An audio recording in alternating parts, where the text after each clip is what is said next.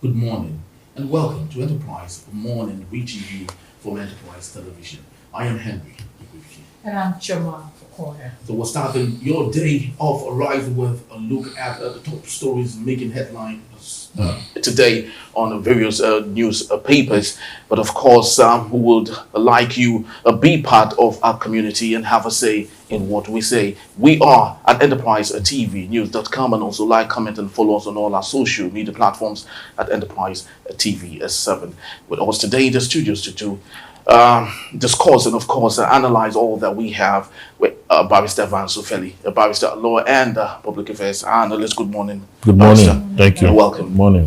All right, Lord, let's kick off today's stories with what we have, John. Yeah, we're starting with the Daily Trust newspaper. The big story here: flooding kills over 170 in 15 states, and 107,652 hectares of farmlands, 80,049 houses destroyed. Moving on, the last rider to that story. NEMA warns of severe incidents in September, October. Tinubu urges speedy action on environmental concerns. All right, on the top story, the newspaper have a fresh diphtheria outbreak, claims of 40 lives in Kano. Okay, moving on. In Abuja, how seven naval officer killed man, or I take that again, how seven naval officer killed man stole his jeep. Details are on page 6. All right, but interestingly, right inside the Daily Trust newspaper, we have coming from Atiku Abubakar, Tinubu's government behaving like a lost sailor on high sea. And we have it, the former Vice President Atiku Abubakar has criticized the recent policy of the federal government pegging age limit for entry into tertiary institution. And of course, it is saying that in an interview with Channels Television, Minister of Education Professor Tahir Mama said the age limit for candidates sitting for the Unified Tertiary Matriculation Examination administered by the Joint Admission and Matriculation Board remains 18 years. Barrister, this is a very fine picture when someone says that an administration is drifting around like a lost sailor. Yes. That is a very big job, isn't it? Yeah, but is that as the best metaphorical expression of what this government is? Okay. I've already instructed my lawyers yesterday. We are going to court. We're going to sue the government and get a restraining order against that. Which exactly? Yes, the 18 years limits. Okay, age limit for those who want to write. Because to talk about it, first, like Atiku's writer, by the way, he has a very good writer. He said it is a disincentive to scholarship. Yes. I remember then when we were in secondary school, we were so good that the school had to sit on our behalf. Some teachers had to come up with a resolution that 5 of us in class should be double promoted, because we are not at the level intellectually. The class we were far lower than where we were. When our teachers will introduce subject with his own formula, like copy from textbook, we will follow him through and introduce our own formula to him. We walk from question to answer and answer to question. Some people are genius. So you don't come with your old stone age reasoning to stifle their progression. It is wrong. People are created exceptional and they don't have any need to wait for others. Really? Yes. So if they have emerged so colorfully, beautifully, intelligently, excelling in their academics, you should allow, that should count as a blessing to the nation. So you don't introduce any. That's why it's a disincentive to scholarship. I agree, and that the Tinubu's administration is like a sailor that is steering a lost ship. That is exactly what it is, because they have no bearing at a time when you are supposed to talk about how to create scholarship programs for young people to excel. At a time when we are talking about, we are my generation, Generation X. Okay? They pulled out on that generation, we had the millennials. The millennials we left off from there, we have the Gen Zs. The Gen Zs we left off from there, we have the Alpha generation now. You see, this current generation, they don't belong to the past. They have an intellection because they were born into the information age. We were born into the industrial age, laissez-faire. Okay, you cannot compare someone who is born into the industrial age with someone who is born into the information age. It's not the same thing. You know, I had argued with my son when I told him that there was a time that there was no phone. He said it's not true. You understand? How did we communicate? I said we didn't communicate. We just walked to, you know, we just travel from one location to the other to look for someone. And I'll tell her, he just left now. And you have to wait for me another 3 days. Before and when someone travels, you hope that the person has gone to the destination. Yes, you hope. So we're hoping against hope there. So now is an information age. You don't, and by the way, you see, policy or legislation on education is on the concurrent list. It is not the federal government's prerogative. Okay? So if states, ministries of education do not agree, we must come together to look. And you cannot use a policy to legislate education. You have to come up with a bill and send to the National Assembly for deliberation. It's a sensitive thing. So part of our prayers is that we're asking for a restraining order to restrain the Ministry of Education and Attorney General of Federation from implementing such. I will join the National Assembly as a third respondent to, you know, oversight the Ministry of Education and the federal government at large. Okay. That is our responsibility. You cannot, you know, stifle people's aspiration. Okay. Thank you, Barrister Philly. Now, it is not just the former vice president that actually commented. His predecessor, his fellow leader, then that's Mr. Obasanjo, commented, and he said, Nigeria, it is evident at this point that to transform our educational system, I'm actually quoting him, in a sustainable way, Nigerian youth must take up leadership position. And according to him, the youth must champion different innovative solutions at every level of the society and across different sectors. Yes. At this point, we ask, must the citizens of Nigerian youth always partake for the leaders to do the right thing? Well, it's not a more. If you have leaders that are thinking and if you have leaders that understand the times, okay, just like the sons of Isiaka and the Holy Writ. If you have leaders that understand the times, they'll be able to come up with policies that will actually fast track education. Okay, so you don't begin to put a block against, you know, I mean, all over the world. Okay, Nigerians are excelling. Even when they go for competitions in foreign land, they are excelling. There's this program they put up sometime by Promasador, cowbell mass competition. Mass competition, yeah. Okay, is it those kind of children you want to stifle? What exactly are we doing? These are children that before you finish the question, they have the answer. And those are genius. Those are the people that will change the country. So if you have a harvest of that, what you should do is to, as quickly as possible, let them have their education, okay? And put incentives that will encourage them to come up with innovations. You understand?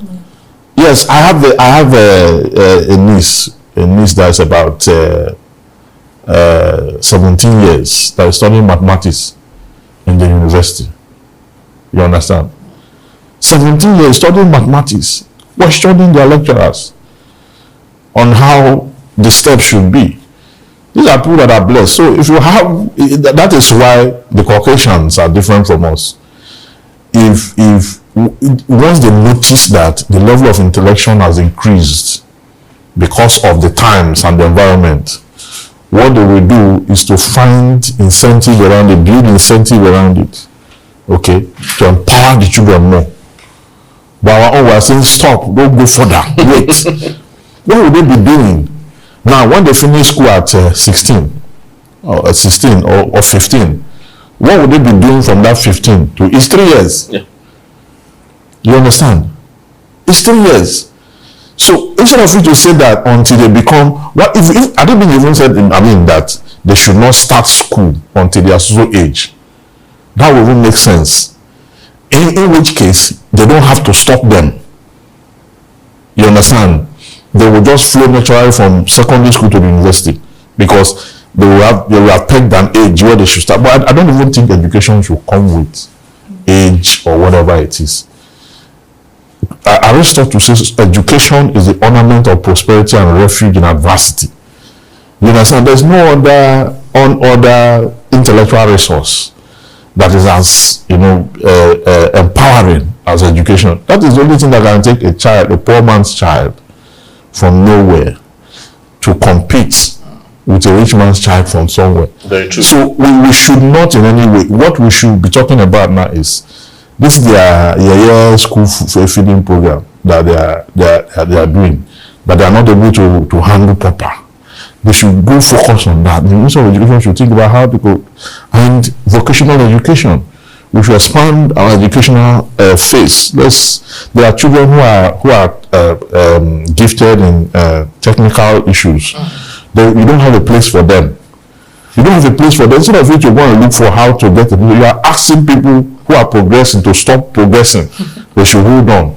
That's so very unfortunate, and this is happening at a time when in the United States of America, the youngest professor, Sobono Isaac Barry, 12 years old, born in 2012, is a professor of material science. A professor of material science at 12. So some people are born like that. Well, let's move on to the Guardian newspaper here, and the big story here: SIM linkage and national security, fresh anxiety as federal government disconnects 50 million unlinked SIMs as September 14. Yeah, moving on. Reps member wants Lagos LP against illegal Congress orders. And also Criminal Justice Act ineffective 7 years after NBA laments. Yeah, moving on PDP crisis.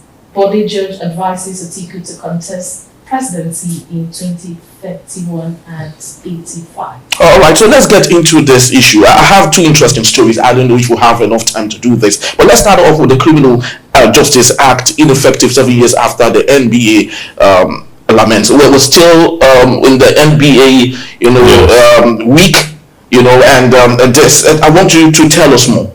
Yes, the Administration of Criminal Justice Act, actually, when it was promulgated in 2015, there are two bills, the two last bill that Jonathan signed into law, where there were three. One is the Prevention of Violence Act and all that. Then you have the Cybercrime Act. Then you have this Administration of Criminal Justice Act. Those are the three laws. Now, the Administration of Criminal Justice Act have not made any progression. When it came as if we are going to have a tornado in the criminal justice system. We're going to have speedy trial, fast forward, that if somebody is arraigned today, the law even said that once you have been arraigned, that the court must not adjourn more than 1 week, 5 days. That's what the law says, okay? But 7 years after, you still have criminal trial that is ongoing for as long as when that act was promulgated. So it means the act has been defeated, because the idea was to bring speed.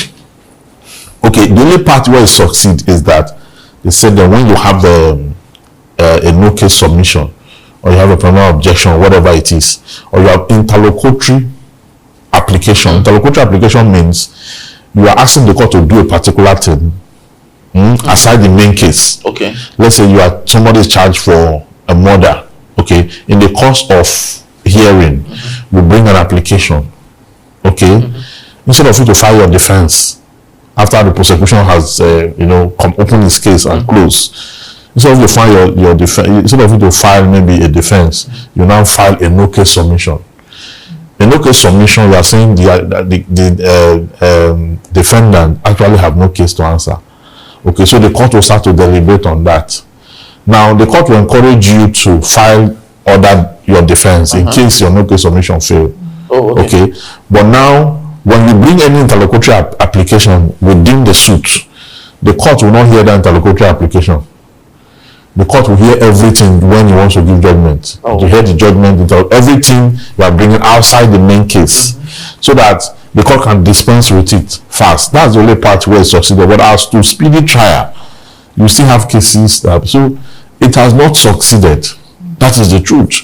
We thought that by now the courts will have the capacity to adjourn within 1 week. But when you look at the court diary, how congested the court diaries are, and the circumstances, you just find out that the court cannot help itself. Other than to, you see, when you make laws cannot function in isolation. You brought out a criminal justice, Administration of Criminal Justice Act that will speed trial. You did not expand the courtrooms. You know, appoint more judges. You still have the same number of judges, the same number of courtrooms that made all cases congested. You now brought a law to come and give acceleration when the courtrooms are still the same, the judges are still the same, they are still compressed. You know, I was, at the NBA conference. At the NBA conference, they were talking about digitizing some of our courtrooms and all. Some lawyers have come up to say that some local courts still do analog. I don't know if all of this become digitized. Would this speedily help the situation? Well, if it's digitized, you will have speedy hearing. Okay. Because we have stenographers. That is when, even if the judge fails to write, okay, as the litigants and the judges' lawyers are canvassing, it's recorded, okay. But how many judges will go back to that record when he has to resume for another hearing the next day? And you have just one stenographer. So at the end of the day, what you have is a congestion. What they ought to have done alongside that new law was to expand the courtrooms, okay, appoint more judges, because you have 200 million. As at the time those courts were built, the population was not this high. Then we didn't have this much of crime. We don't have some layers of crime. Now we have some other layers of crime. So everywhere is crowded. I think we'll come back to this some other time and give us more details on this particular topic. Okay, when we return, NLC rallies behind Ajero, calls on members to accompany its president to police headquarters Thursday amid allegations. Just stay tuned.